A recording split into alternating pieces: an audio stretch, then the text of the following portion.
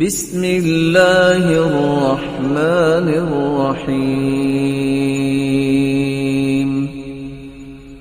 کہ ہمیں روزہ رکھنا کیسے چاہیے اور اس کے لیے رسول اللہ صلی اللہ علیہ وآلہ وسلم نے آداب کون سے بیان کیے۔ سب سے پہلا ادب جو روزے رکھنے کا ہے، انسان کو اخلاص کے ساتھ اجر اور ثواب کی نیت کر کے روزہ رکھنا چاہیے۔ صرف بھوکا پیاسا رہنا یہ روزہ نہیں ہے۔ اس نیت سے روزہ رکھیے، مجھے اپنے رب کو راضی کرنا ہے اور اس کے ساتھ اجر بھی لینا ہے، ثواب بھی لینا ہے۔ اس کو کہتے ہیں احتساب۔ حدیث کے جو الفاظ ہیں، من صام رمضان ایمانا واحتسابا، جو شخص اللہ پر ایمان رکھتے ہوئے اور ثواب اور نیکی اور اجر کی نیت کرتے ہوئے روزہ رکھتا ہے، اللہ تعالیٰ اس کے پچھلے گناہوں کو معاف کر دیتے۔ تو رب کی رضا اور اجر و ثواب کی نیت کے ساتھ روزہ رکھنا چاہیے۔ اس لیے فضائل ابن عیاض رحمہ اللہ تعالی فرماتے ہیں کہ اللہ تعالیٰ نے یہ جو قرآن مجید میں فرمایا ہے سورۃ الملک کے اندر، الذی خلق الموت والحیاة لیبلوکم ایکم احسن عملا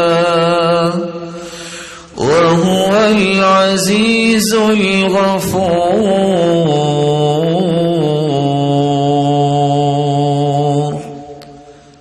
اللہ تعالیٰ نے موت و حیات کا یہ سلسلہ بنایا ہی اس لیے ہے تاکہ تمہاری آزمائش کریں کہ تم میں کون اچھے عمل کرتا ہے، اور وہ غالب بھی ہے اور بخشنے والا بھی ہے۔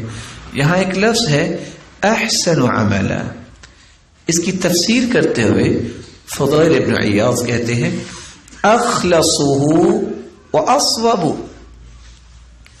احسن عملا کون سا ہوتا ہے اچھا عمل؟ اخلصه، جو خلوص سے نیت سے کیا جائے، واصوب، جو ٹھیک ٹھیک کیا جائے۔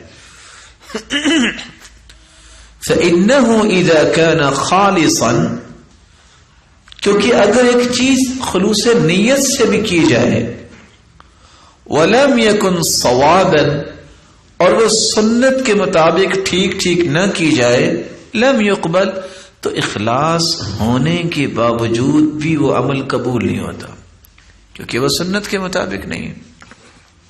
وَإِذَا كَانَ صَوَابًا، اگر ایک شخص سنت کے مطابق کام کرتا ہے ایک اس کی نیت میں خلل ہے، وَلَمْ يَكُنْ خَالِصًا، اس کی نیت اللہ کی رضا نہیں ہے، لَمْ يُقْبَلْ، تو یہ عمل بھی قبول نہیں ہوگا۔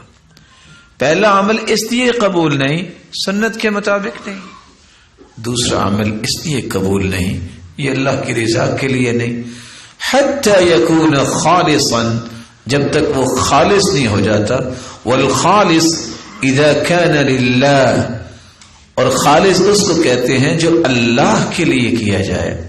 والصواب اذا كان على السنة، اور صحیح عمل، صائب عمل وہ ہوتا ہے جو سنت کے مطابق ہو۔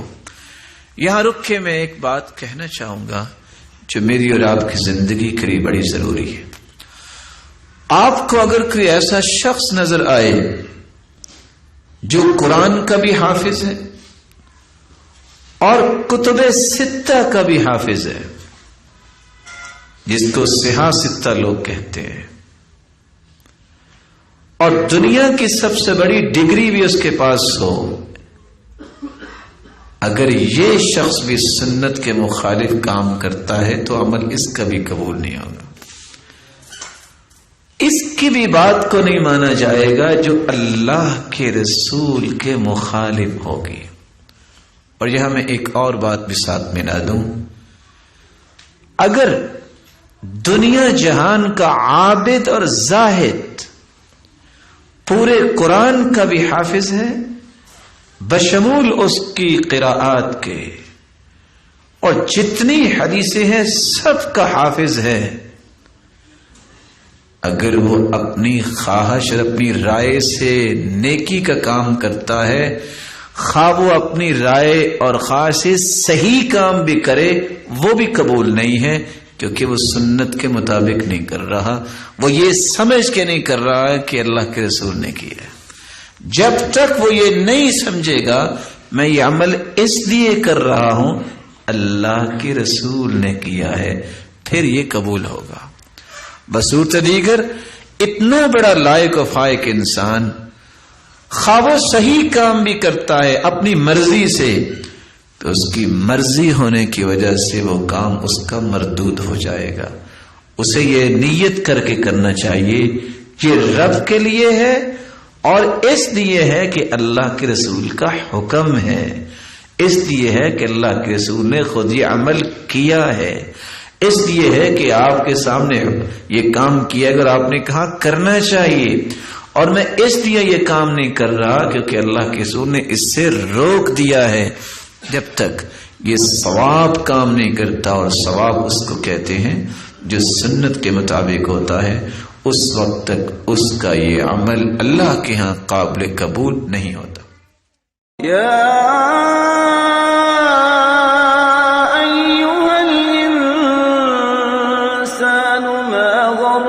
بربك الكريم